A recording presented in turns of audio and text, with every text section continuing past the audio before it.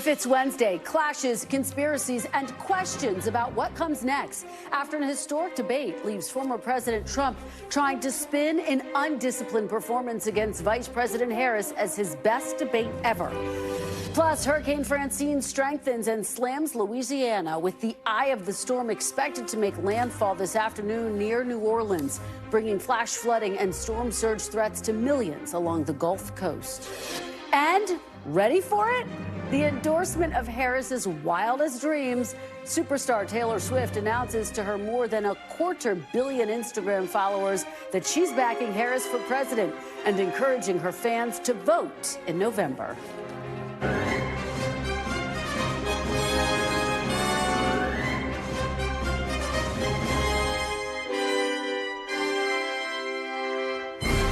Welcome to Meet the Press Now. I'm Kristen Welker in Washington as both campaigns chart a course for the final 55 days and debate the possibility of another debate after a fiery and historic face-off that left Trump allies frustrated and underwhelmed and Harris allies in high spirits. The night full of clashes on key issues, dodges and taunts by both the former president and the vice president. But what stood out the most was how Vice President Harris appeared to accomplish her goal of getting under her rival's skin early and often. And what you will also notice is that people start leaving his rallies early out of exhaustion and boredom. She said people start leaving. People don't go to her rallies. There's no reason to go. And the people that do go, she's bussing them in and paying them to be there. Donald Trump actually has no plan for you because he is more interested in defending himself than he is in looking out for you. That's just a soundbite. They gave her that to say. Look, I went to the Wharton School of Finance, and many of those professors, the top professors, think my plan is a brilliant plan. We have a president that we don't even know if he's... Where is our president? We don't even know if he's a president. We have a president, Mr. President, that doesn't know he's alive. It's important to remind the former president you're not running against Joe Biden, you're running against me. Donald Trump was fired by 81 million people. So let's be clear about that. And clearly he is having a very difficult time processing that. The former president delivered some strong moments, but the post-debate reaction from his allies and the candidate's decision to appear in the spin room made clear he struggled. He was lured into fights and repeated a number of conspiracies and false claims. The former president turned many of his answers to one of his strongest issues, immigration, but his focus on the issue was overshadowed by raising baseless claims about Haitian immigrants in Ohio. Take a look. In Springfield, they're eating the dogs, the people that came in. They're eating the cats. They're eating the pets of the people that live there. And this is what's happening in our country. The people on television say my dog was taken and used for food. So maybe he said that, and maybe that's a good thing to say for a city manager. I'm not taking this from television. But the people on television saying their dog was eaten by the people that went there. Again, the Springfield city manager says there's no evidence of that. Vice President Harris, I'll let you respond to the rest of what you've heard. You talk about extreme. And in another of the night's memorable moments, Mr. Trump doubled down on false claims that he won the 2020 election. Of course, he did not. Are you now acknowledging that you lost in 2020? No, I don't acknowledge that at all. But I said that sarcastically. You know that. It was said, oh, we lost by a whisker. That was said sarcastically. Look, there's so much proof. All you have to do is look at it. And they should have sent it back to the legislatures for approval. I got almost 75 million votes, the most votes any sitting president has ever got. People should never be thinking about an election as fraudulent. Vice President Harris, while dodging key questions about her views on policy and her ties to Biden, focused on one of her strongest issues early in the night, abortion. And in a lengthy back and forth, the former president contradicted what his running mate told me on Meet the Press 2 weeks ago, that Trump would veto a national abortion ban. Donald Trump certainly should not be telling a woman what to do with her body. You want to talk about this is what people wanted? Pregnant women who want to carry a pregnancy to term, suffering from a miscarriage, being denied care in an emergency room because the healthcare providers are afraid they might go to jail, and she's bleeding out in a car in the parking lot. She didn't want that. Her husband didn't want that. A 12 or 13-year-old survivor of incest being forced to carry a pregnancy to term. They don't want that. I did something that nobody thought was possible. The states are now voting. What she says is an absolute lie. And as far as the abortion ban, no, I'm not in favor of abortion ban, but it doesn't matter because this issue has now been taken over by the states. Would you veto a national abortion ban if it came to your desk? Well, I won't have to. If I could just get a yes or no, because your running mate, J.D. Vance, has said that you would veto it if it did come to your desk. Well, I didn't discuss it with J.D., in all fairness. In a barrage of post-debate media appearances in the spin room and on Fox News, the former president claimed victory, criticized the moderators, and waffled about committing to a second debate. The vice president, meanwhile, reiterated to supporters that she still sees herself as the underdog in the race, with her campaign also making it clear she wants a second debate. Harris also received a post-debate boost in the form of a surprise endorsement from pop star Taylor Swift, who threw her support behind the Harris Walls ticket in an Instagram post to her 284 million followers. Joining me now on set is NBC's Garrett Haake for the latest from the Trump campaign. Peter Alexander is at the White House, chief White House correspondent, with how the Harris campaign is reacting today. Thanks to both of you for starting us off. So, Garrett, let me start with you. I know you've been working your sources. What are they saying to you? Because obviously Trump is saying this was his best debate ever. I've been talking to his allies who say it was a miss. What are you hearing? Yeah, I'm hearing largely the same. I think a lot of Republicans, elected officials, people who are close to the Trump campaign, basically Republicans who are not on Trump's payroll are largely willing to concede that at best, he left points on the board. There were a lot of opportunities that he had that he was prepped for to try to tie Vice President Harris more closely to Joe Biden or to try to make her own some of her past positions that are more liberal than the stance she takes now. He did not do so. Instead, he chased, some rabbits basically on crowd size or on, pets in Ohio, things that are probably not helpful to him long term. That said, a lot of these people don't think that matters that much at the margins, that the onus was still on Harris to introduce herself to the country. Nobody in this country is undecided about Donald Trump. He was who he is, and they're going to try to continue to prosecute the case. That's probably the best they can say for themselves right now. Yeah, Garrett, you were in the spin room when he surprised everyone. It felt very 2016 when he walked out into that spin room. What were your takeaways? You asked him right off the bat, if you thought you did so well, what are you doing here? To me, the seminal moment of a candidate in a spin room ever was Rick Perry in 2012. This is when he forgot the third agency he wanted to get rid of. He knew he had to come to the spin room to clean up that mess. That's why candidates usually come to the spin room. If they didn't do the job they needed to do on the debate stage, that's the framework that I looked at Trump's appearance in the spin room, that he didn't feel like he successfully got his message across on the stage. If you're Donald Trump, the solution to any problem is more Donald Trump. And I think he thought he could be a better messenger, a better spinner than anyone else on his behalf, including, by the way, his vice president, whom he continued to undercut, I would argue, even by showing up in this and sort of taking the wind out of his sails by being the big dog in the spin room. Yeah. What are you hearing about a potential second debate? The president's been former president's been waffling. He's now indicating, well, maybe he will do it. What are you hearing? Yeah, I mean, last night it was a no. This morning it was a no. This afternoon it's a maybe. He's talking again about doing a debate on NBC News or doing a debate on Fox News, suggesting that he's open to it.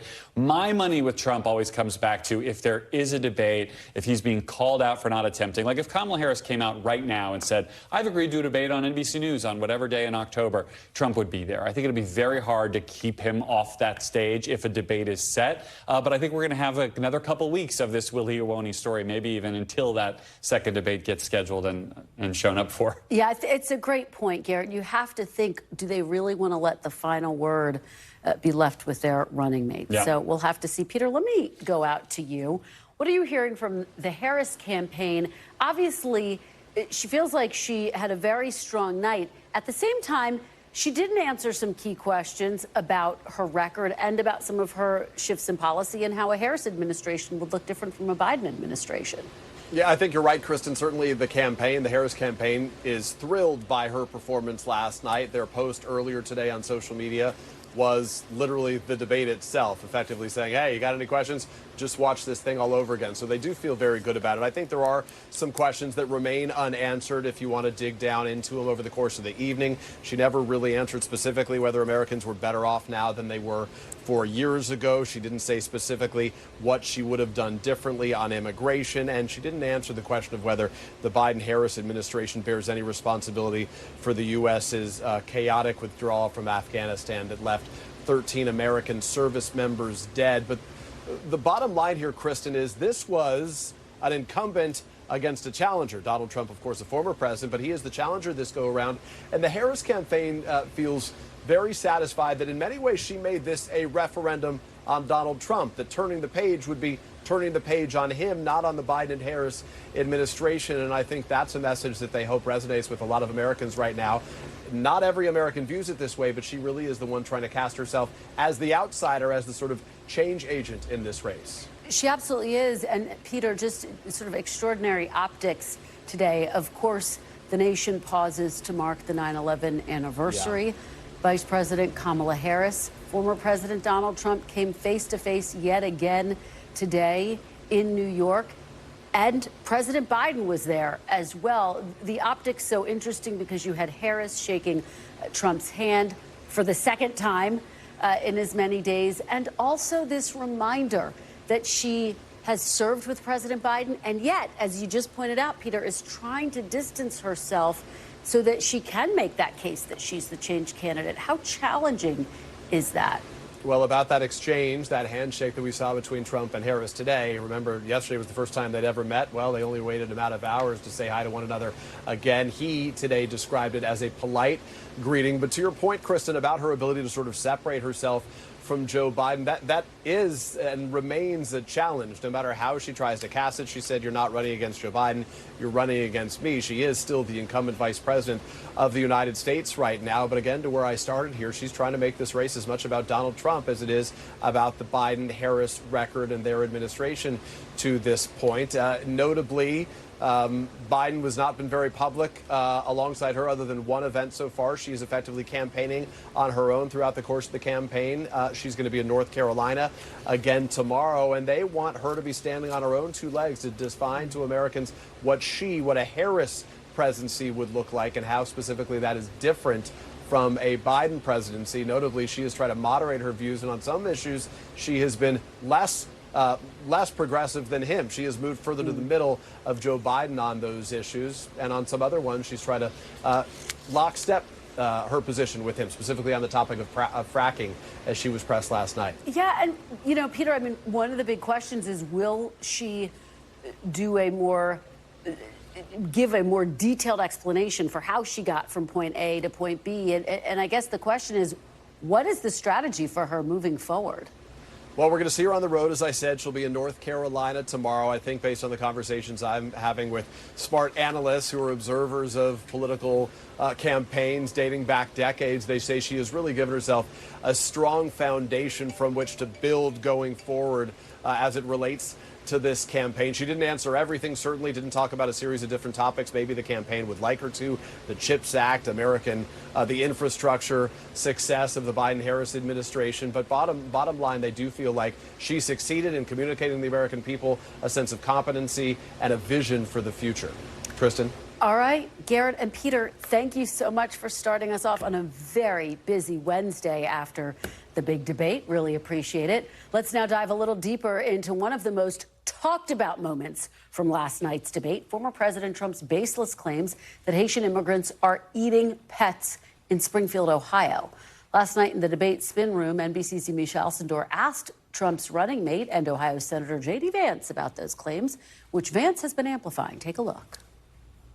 Senator Vance, what do you say to Haitian Americans and Haitian immigrants who say spreading false claims about them put their lives at risk?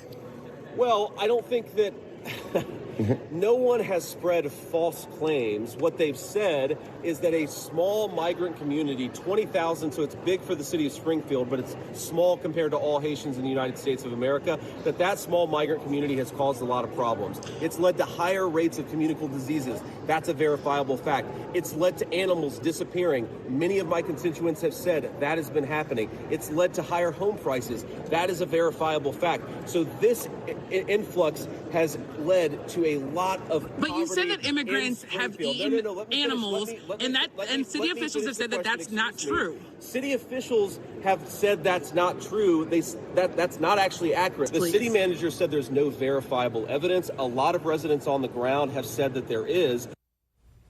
Now, in recent years, more than 15,000 Haitian immigrants have settled in Springfield, Ohio, filling jobs and boosting the economy, but also straining local resources, which has created tension in the community. NBC's Yamiche Alcindor is in Springfield, Ohio. She joins me now. So, Yamiche, give us the reality check. What is actually happening in Springfield right now? What has the reaction been to this controversy? Well, there's been a lot of shock and really pain in the Haitian community here. A lot of the Haitian immigrants who came here legally. Most of them came here legally through federal programs. The city also advertised new manufacturing jobs as well as the city's affordability to try to attract people here, because this was a city that had lost something like 20,000 people and had dwindled down to about 60,000 people from a high of 80,000 people. So this was really a place where people they felt like we're going to welcoming them. But now there are some residents who say that they really don't like the change. I talked to one man who said that he doesn't like the cultural changes. He doesn't like the idea that there are people here that are changing the racial makeup of this city, saying that the city's sort of lost. He also said that there were, in his mind, claims that there were stray cats missing, and sort of had this idea that maybe Haitians were abusing animals. Of course, city officials have said there's no evidence of that. And Haitian migrants, they're people who are fleeing violence, gang violence in their country. So they were already traumatized when they got here. And I'm hearing that they're just even more traumatized by this back and forth, and are really saddened that former President Trump, someone who they say is seeking the highest office of the land, is really giving any kind of oxygen to what really is a baseless accusation. And you actually spoke, Yamiche, to one of the leaders of Springfield's Haitian community. What did he tell you? That's right. I spoke to Vilas Dorseville. He only moved to Springfield himself a few years ago, but he's already now an executive director of a community center for Haitian Americans and Haitian immigrants coming here. Take a listen to what he told me about sort of how Haitians are taking in this news. They are scared for their lives. Some of them are asking me, even yesterday I got a friend calling me asking me if he has to leave because he's scared for his life. So another friend told me that it seems that he would have had some family coming to visit him, but it seems that he gonna welcome them in Columbus or Dayton, because it is not safe right now for him in Springfield. And I have to tell you, Kristen, there were a number of Haitian immigrants that I talked to who were scared to even go on camera because they're worried that they're going to get harassed or targeted when they show their faces and tell people that they do not like these claims being spread. The other thing that Vilas told me is that there are a lot of people who want to see their futures and felt welcomed here, and now they're really thinking about moving and leaving and maybe going to Miami or New York, places that have long had Haitian communities. So it really is maybe even changing the population here, and that's something that I think is really heartbreaking for a lot of people, Kristen. Well, Yamiche, it's a fascinating conversation. Great reporting on this story that continues to get so much attention. We really appreciate your being on the ground there to sort through what's actually happening. We do want to turn now to what voters thought of last night's debate. Of course, that's the big question. My colleague Jacob Soboroff watched the debate with undecided Arizona voters, including several so-called double haters who were skeptical of both candidates. Several of those voters seemed more open to voting for Harris after what they saw and heard last night. Here's a little bit of what they said. I think there's a clear line that there are people who understand the importance of this election, and there's people who want to just play, keyboard warriors and making a fuss and really saying heinous things about other people. So that's Trump, the bully. And I think Kamala Harris came out showing some decorum and some presidential nature about her. I think with Harris, there's just a lot of question marks entering this debate. I didn't really know a lot about her other than she served as vice president. And today, unfortunately, she didn't get to talk about a lot of her policy. And so I need to step away from this now that she's piqued my interest to kind of do my own research and look on her website. Always so fascinating to hear from the voters. Shaq Brewster has been talking to voters in another battleground state, Michigan. He joins me from the pivotal city of Grand Rapids. Shaq, thanks so much for being here. So what did voters say to you about last night's debate?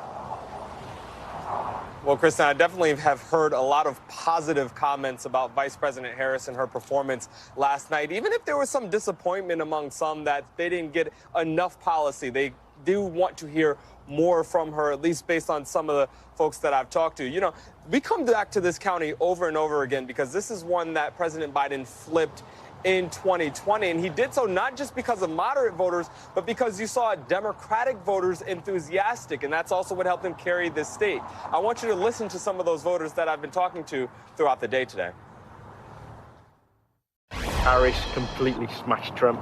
He looked an idiot. Did she meet your standards? She hit it out of the park. Having somebody come at you over and over and over again, and I thought, my blood pressure is going up, and I'm thinking, she really handled it beautifully. I wish she would have answered some of the questions a little bit more directly, but you could tell that she was prepared and she knew exactly how to get under Trump's skin. Now, I did speak to someone who says he's supporting former President Trump, and he said he saw much of the debate and he didn't like the discussion about the animals, those basic accusations that you just heard Yamiche detail there. He didn't like the fact that race came up at the debate, but he said he did like what he heard about the economy and the references back to the economy under former President Trump. You know, I'm curious, Shaq, there's been so much discussion about a second debate. Did these voters say that they had an appetite for that? Did they say that they want to see a second debate?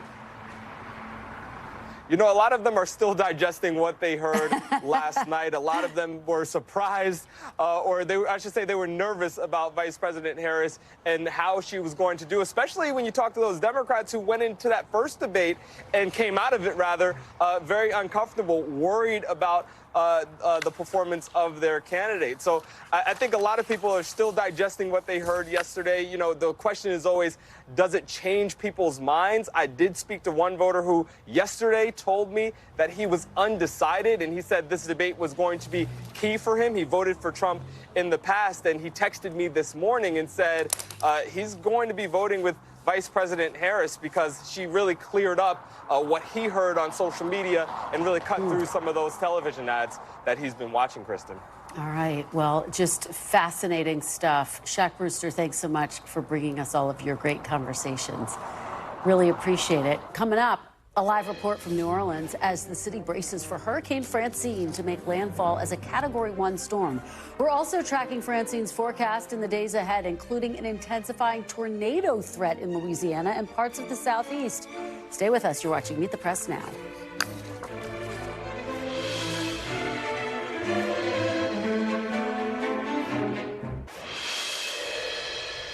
Welcome back. We are tracking Hurricane Francine as the outer bands of the storm lash the Louisiana coast.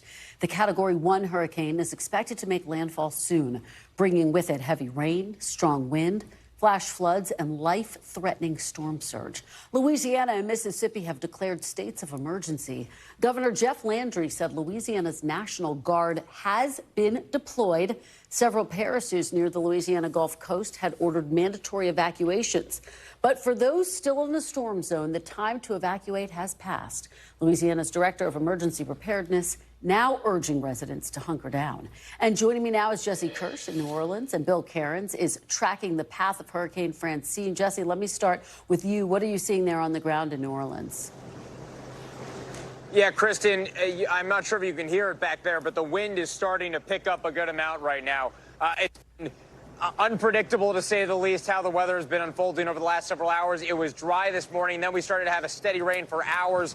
It has stopped raining for the moment, but the winds are continuing here as we're dealing with the outer bands of Hurricane Francine just before landfall. Here in New Orleans, officials have been asking people since around noon Eastern time to be sheltering in place. And we heard the governor at a press conference earlier say, bottom line, it is no longer time to be evacuating. Now is the time to be staying where you are and hunkering down. I don't know if you could hear that, but there's a tree that is in a planter over here downtown where we are that is bending quite a bit. So I can definitely hear the noise from the impact of the wind as well. You can see behind me a car going by, but by and large, that has been a rare sight today. It has been largely quiet out here. And I can tell you in the run-up to this, we saw people lining up around the block to get sandbags to protect property. And when we went to a grocery store to get supplies ourselves, much of the bottled water area was already cleared out. So people clearly taking notice with Hurricane Francine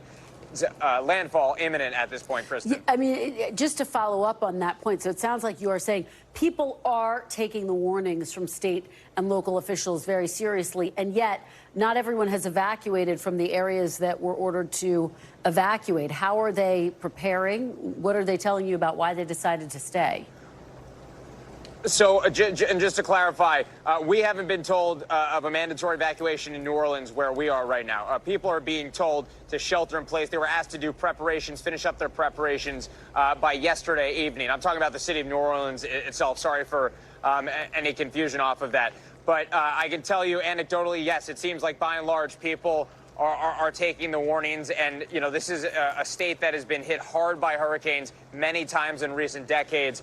And, of course, most recently, Hurricane Ida in 2021 was a Category 4 storm. Of course, Hurricane Katrina several years ago was something that has brought, you know, continues to remind people 19 years later, people still think about it. It was referenced by a city council member I talked to yesterday in New Orleans. So I can tell you anecdotally, people are taking this seriously, and they've now had 7 hurricanes in the last 8 years in New Orleans, or excuse me, in Louisiana, and that is an unusually high frequency for these kinds of storms here. So hurricanes, these kinds of storms, the destruction that can come with them, certainly top of mind in this community. Yes, Kristen, to answer your question in a much shorter fashion now, it appears that people are largely taking those recommendations and orders seriously. Well, Jesse, we can see the wind whipping the trees and the rain behind you. So please, please be safe out there. Thank you for bringing us that reporting. We really appreciate it. Bill Cairns, let me turn to you now. How soon should folks expect Francine to make landfall? I believe it's going to be within the next 2 hours. I think that as we head through 6 to 7 o'clock on the East Coast, 5 to 6 o'clock on the West Coast, on the Central Time Zone where Louisiana is, that's where I think the landfall is. You can see there's 2 things that I'm noticing, and one of them I don't like, and that's this bright red band. So this is the eye. The strongest winds with the hurricanes are always within the eye, and this what we call the eye wall. And this has flared up dramatically in the last hour or two. And what that means is that the storm's going to be able to produce those stronger wind gusts over land for a longer period of time as long as this holds together. So if you're in Louisiana and you're in the New Orleans area, this is what you don't want to go through. You want this to weaken by the time it gets to you, because if it doesn't, there'll be significant power outages, worse than what was predicted. The other thing is, notice this black line. This is the past path. Notice this little jog to the east. That's going to mean the storm is going to be even closer than what was expected for New Orleans, and that means you have a better chance of going through that eye wall. So the National Hurricane Center, 90-mile-per-hour winds. It's a strong Category 1, almost a Category 2 hurricane. We do expect roof damage. There'll be trees down on cars, on homes. Obviously, that can be life-threatening. There won't be houses blown away. It's not strong enough for a storm like that. And here's a closer look at that northern bright eye wall. So here's New Orleans, here's Thibodaux, and then we're going to be watching Houma and Morgan City. So Houma now is only about 25 miles from that destructive winds. Morgan City, you're probably only about 10 miles from those destructive winds. That's when damage will start in both of those locations. And we also have a chance of isolated tornadoes right through this evening as the storm makes landfall. So far, Kristen, no reports of any tornadoes. Well, we know, Bill, that we're now in peak hurricane season, and NOAA earlier this year predicted actually an above normal hurricane activity in the Atlantic. Is that still the forecast? Is that still what you're tracking?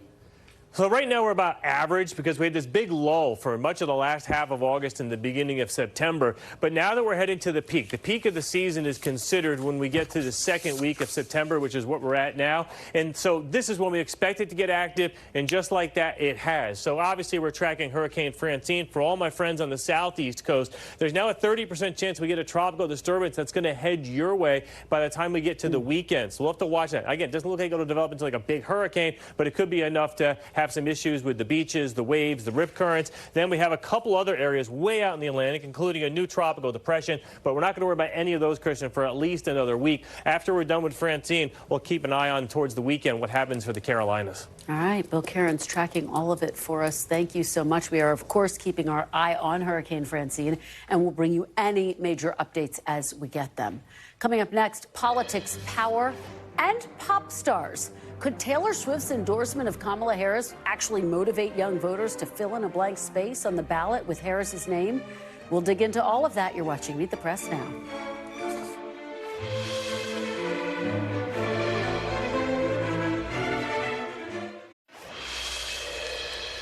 Welcome back. A woman you might know all too well decided to speak now. Shortly after the debate ended, music superstar Taylor Swift announced her support for the Democratic ticket, a move Harris's campaign aides say caught them off guard, actually. Swift posting on Instagram, quote, "I'm voting for Kamala Harris because she fights for the rights and causes I believe need a warrior to champion them. I believe we can accomplish so much more in this country if we are led by calm and not chaos." The 34-year-old singer signed her post childless cat lady. That, of course, is a reference to J.D. Vance's previous comments about women who don't have children. Trump seemed to try to shake it off this morning on Fox News, saying that he was not a fan of Swift and that she would likely, quote, pay a price in the marketplace. The endorsement comes as NBC News polling shows that Harris leading Trump 50% to 34% among Gen Z voters. But that number is lower than the 60% of young voters Biden won back in 2020, and that's according to NBC News exit polls. Joining me now is Melissa Deckman, CEO of PRRI, a nonpartisan organization that researches America's culture and politics. She is out with a new book, The Politics of Gen Z, How the Youngest Voters Will Shape Our Democracy. Melissa, thank you so much for being here. Thank you for having me. So many people are buzzing about this endorsement. Usually we don't spend so much time talking about an endorsement, but obviously Taylor Swift has hundreds of millions of followers. We have seen her concerts impact the U.S. economy. So, of course, the question is how and to what extent could she actually impact this election? Do you think that this will sway younger voters? I think when the most famous childless cat lady in America decides to endorse you, I think it's probably a good thing for any campaign. I do think with Taylor Swift, though, she's probably going to, I think, help the cause for the Harris campaign because she's shown in the past an ability to get young people to register to vote. And I think, too, if you look back in 2020, she did endorse Joe Biden, but a lot of things have changed in the last 4 years. We suddenly have, for example, more Gen Z voters in the electorate. And so estimates are suggesting up to 8 million more voters actually are going to be eligible to vote. And so I think she really could have a very influential impact on some of those voters, especially young women. Well, just to follow up on that, I mean, how much of an impact it's hard to quantify, I realize, but to what extent is it thought that she impacted Joe Biden's campaign back in 2020? Well, you know, as you mentioned, Joe Biden did very well with young voters. And so it's, again, hard to kind of delineate specifically her impact. But I will say this. So last year, in a non-election year, she encouraged her followers to register to vote. And there was a spike in voter registration. Like, I think more than 30,000 of her fans decided to register in 2023. So if you think about now in 2024, with a very highly publicized election that many people, including lots of young people, are talking about, I think it could essentially really help the Harris campaign. Let's zoom out a little bit and talk about celebrity endorsements, broadly speaking. Historically, what has their impact been on campaigns? Do they make a big difference? Well, I think the data show that most Americans don't rely on celebrity endorsements to decide how they're going to vote. But I will say this. There was a poll earlier this year that USA Today put out, and they asked about the role of influencers, including Taylor Swift. And they found that 1 in 10 women, 1 in 10 independent voters, and about 1 in 10 voters under the age of 35 said that her endorsement would actually influence their vote choice. Again, it's not a majority of voters, but in an election where it's going to matter at the margins in these battleground states, I think it certainly helps. It doesn't hurt the Harris campaign. Absolutely. Let's talk about the gender gap, because sort of similarly to what we're discussing, there is a gender gap, and yet still not as big as back in 2020. So the challenge for Vice President Kamala Harris, if she wants to win, is to try to garner more votes. What does the national gender gap echo what we're seeing in the Gen Z gender gap? Oh, there's actually a wider gender gap among Generation Z. If you look at the last election in the midterms in 2022, 72% of Gen Z women voted for Democrats in House races, whereas about 54% of Gen Z men. And some polling is showing that we can expect that Gen Z women, I think, are going to turn out heavily in favor of Kamala Harris. I think with Gen Z men, it's still a little bit mixed. Some recent polling has shown that she's doing better with young men of color. I think younger white men are probably probably more poised to vote for Trump at this point in the election. And obviously what we're talking about largely today is the debate. How does Gen Z watch? How do they process the debate? Are they tuning in to an event like that? They're watching it on streaming services, not on television. So I think we don't really know necessarily how many Gen Zers are watching. But, you know, I have Gen Zers in my family and I talk to them, and I think that they were left with the impression that Trump was unhinged, that he was not answering questions directly. And so I do think that many Zoomers are looking for information about politics, and they're getting it increasingly online and also through streaming platforms. Well, it'll be fascinating to see. It'll also just be fascinating to see if she gets out and campaigns for Vice President Harris, if she performs, for example. Melissa Deckman, thanks so much. Great conversation. Really appreciate it. Thank you. And as the campaign enters its Taylor Swift era, Vice President Harris is attempting to separate herself from the Trump-Biden era of politics. We'll take a closer look at some of the key moments from last night and what it means for the race. You're watching Meet the Press now.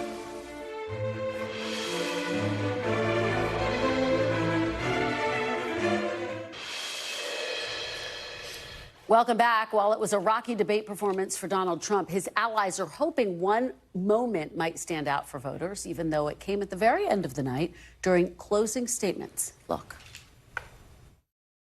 So she just started by saying she's going to do this, she's going to do that, she's going to do all these wonderful things. Why hasn't she done it? She's been there for 3.5 years. They've had 3.5 years to fix the border. They've had 3.5 years to create jobs and all the things we talked about. Why hasn't she done it? She should leave right now, go down to that beautiful White House, go to the Capitol, get everyone together and do the things you want to do, but you haven't done it, and you won't do it because you believe in things that the American people don't believe in. Trump allies say it was one of his stronger moments, tying Harris to Biden's time in office and countering her efforts last night to paint herself as a change candidate. Clearly, I am not Joe Biden, and I am certainly not Donald Trump. And what I do offer is a new generation of leadership for our country, one who believes in what is possible, one who brings a sense of optimism about what we can do instead of always disparaging the American people. That's the kind of conversation, I believe, David, that people really want tonight, as opposed to a conversation that is constantly about belittling and name-calling. Let's turn the page Vice President and move Harris. forward. Joining me now on set is my good friend Chuck Todd, NBC News chief political analyst, Molly Ball, senior political correspondent for the Wall Street Journal, Ashley Etienne, former communications director for Vice President Harris, and Mike Dubke, former White House communications director for former President Trump. Thanks to all of you for being here, a little bleary-eyed today, so thank you for pushing through. Chuck, let me start with you. Set the stage here in terms of the fallout. I talked to a lot of allies of former President Trump who said what that statement that we just heard there should have been the beginning and end of every answer last night. And yet it came at the end of the debate. This is the story of 9 years of Donald Trump. If only he would act not like Donald Trump. Right? That's always what it is. God, if he could do this, like generic Republican, if he could do this, like, you know, a candidate that would listen to advisors. I mean, he violated every simple piece of advice that you would have been given, which is, you know, don't take the bait, don't do this. And he did. It was shockingly easy for her to do this. I don't think she, you know, I am very curious, what if he didn't do it? What was her plan B? Right? Like, you know, you know, it is one of those things. And I've actually seen that at debates where somebody comes in hoping they're going to rattle their opponent. It doesn't work and they don't have a plan B. But if she had one, she didn't obviously need to use it. But for me, the whole caution that I would throw at this, to the enthusiasm that many Harris supporters have today, is there's a chart that's been circulating. Every debate Donald Trump has participated in, he's lost by a lot except one, and that was the one in June with Joe Biden. It's clear that voters are sort of don't like what they see in the moment, but it doesn't seem to have a long-term impact. It's why I don't think Trump is going to debate, because I think it would be a huge mistake for him. This is a very good format for her. This is a very good format for her where she, you know, he likes to talk about he's a counterpuncher. A prosecutor who's been in a courtroom, they know how to be a counterpuncher. I wouldn't have a debate with her in the middle of voting, which is what the next debate could be. I say this, I'd like to see another debate as a civilian, as a, you know. Right. We welcome another but debate. Strategically, I don't know if it's a good idea for him. Mike, what do you say about that? And then to the point that Chuck's making, that you know, Kamala Harris had this strategy, and it worked every single time. And he knew that was going to be the strategy, by the way. Well, look, I mean, Donald Trump is where Donald Trump is because he's an unconventional politician. So we need to take that into account. And I'm glad you're pointing out all of the debates. I remember Hillary Clinton winning a debate. So she won all three of them, if you believe the polling. If you believe the polling. So that's where we're at. What I'd really love to say for the next 9.5 weeks, I'd love for him to talk about the last 3.5 years. Or only 8.5 weeks left for the election. But that was his best line. And why he didn't do it, I totally agree with the other Republican strategists. But at some point during the debate, Donald Trump is going to do what Donald Trump does. And I don't know that it matters. This wasn't a knockout. The only knockout debate I know in the last 20 years was in June. All right, let's play a little bit of what Chuck is referencing here, some of what we heard last night from Harris. And I'm going to tell you that I have traveled the world as Vice President of the United States, and world leaders are laughing at Donald Trump.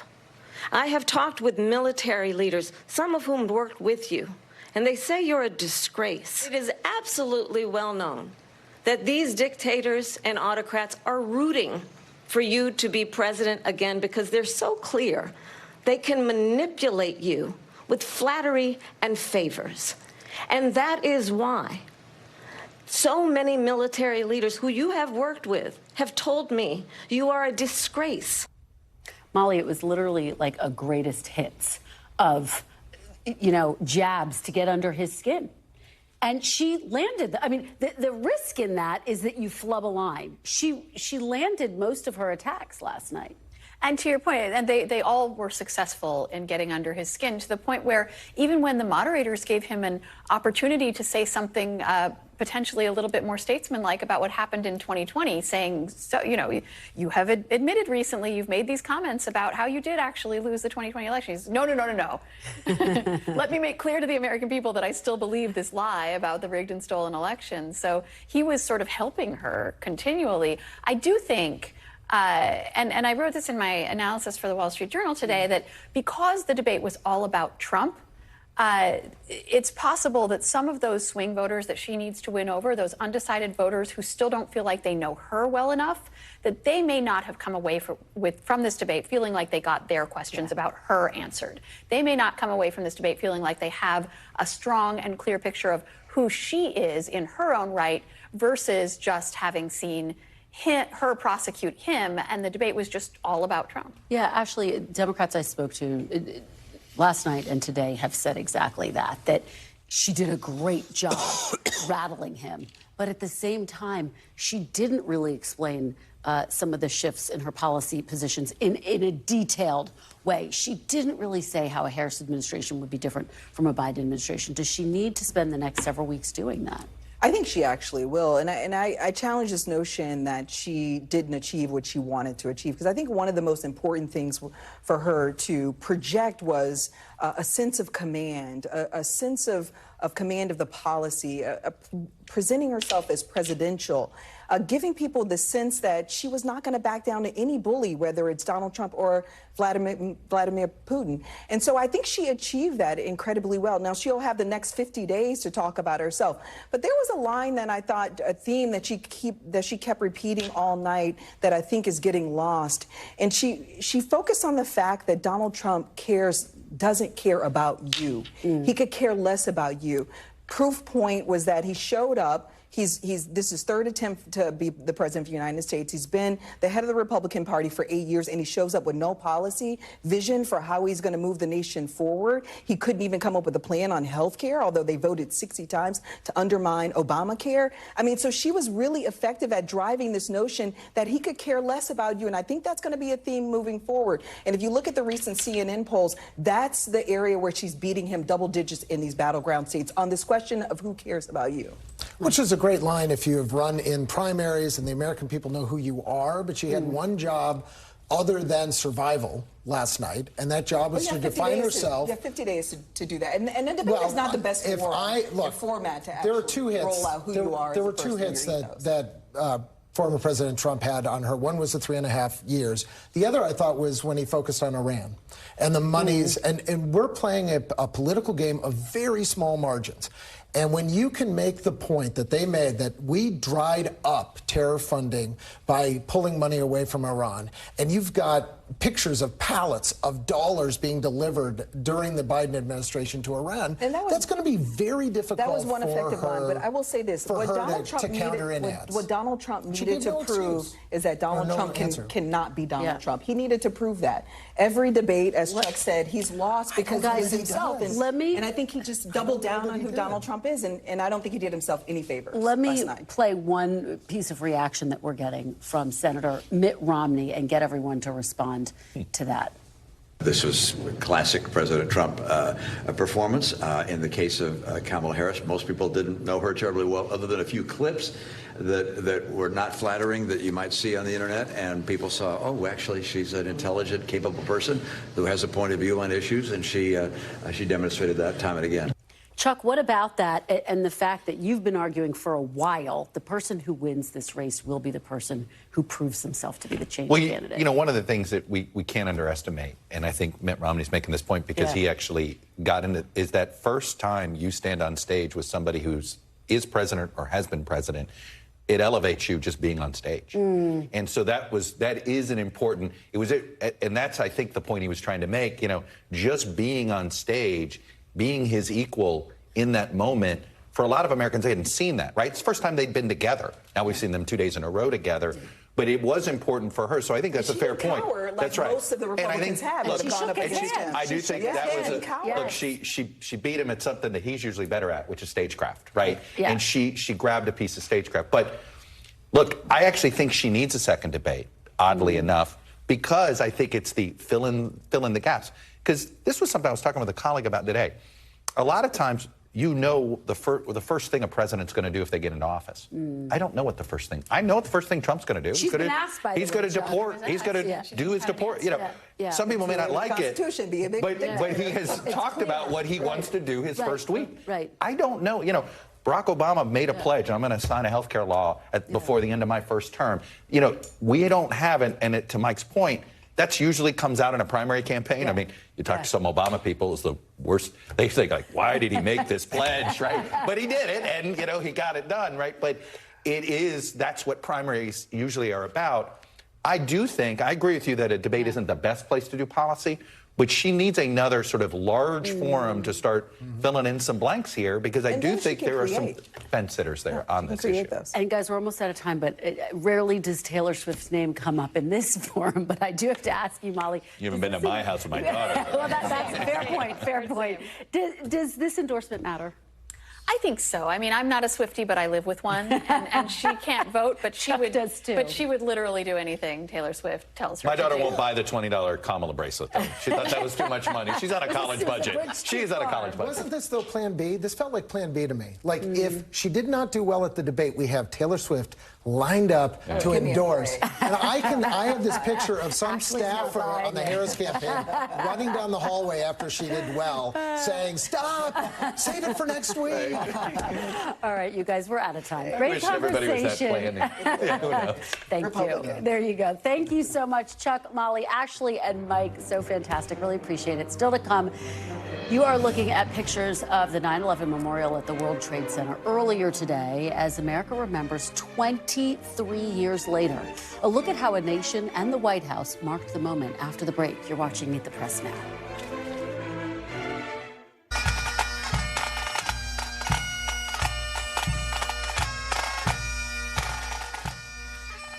That was part of today's ceremony in New York commemorating the 9/11 terror attacks.